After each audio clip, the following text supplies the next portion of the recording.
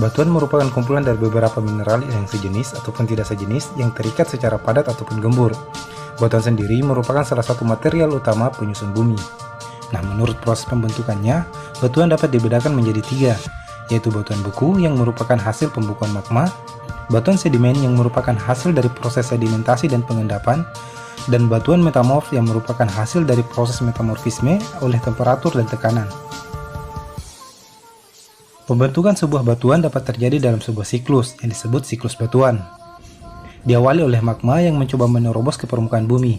Semakin dekat dengan permukaan, suhu atau temperatur magma semakin menurun, sehingga dapat terjadi proses kristalisasi atau pembukuan magma membentuk suatu batuan yang disebut batuan beku. Batuan beku kemudian dapat terangkat ke permukaan, bersentuhan dengan atmosfer, dan karena faktor-faktor fisika dan kimia, batuan tersebut dapat mengalami pelapukan dan kemudian tererosi. Agen erosinya sendiri dapat berupa angin ataupun air. Material erosi tersebut kemudian terakumulasi dalam sebuah cekungan dan mengalami proses sedimentasi berupa kompaksi dan sementasi membentuk suatu batuan baru, yaitu batuan sedimen. Akibat akumulasi material sedimen yang terjadi secara terus-menerus dan karena pengaruh aktivitas-aktivitas tektonik, batuan sedimen dapat mengalami penambahan temperatur dan tekanan sehingga terubah menjadi batuan metamorf.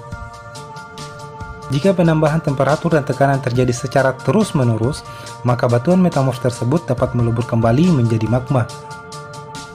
Di samping itu, karena adanya aktivitas-aktivitas tektonik, batuan sedimen dan atau batuan metamorf dapat terangkat ke permukaan dan mengalami proses pelapukan serta erosi.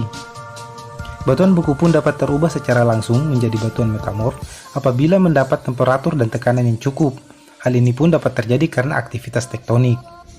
Nah, itulah proses pembentukan batuan secara umum yang terjadi dalam sebuah siklus yang disebut siklus batuan. Nah, itulah tadi sedikit informasi yang bisa kami sampaikan. Semoga bisa bermanfaat buat kalian. Tolong dukung channel kami dengan cara di like, share, dan subscribe. Terima kasih, sampai jumpa di video selanjutnya.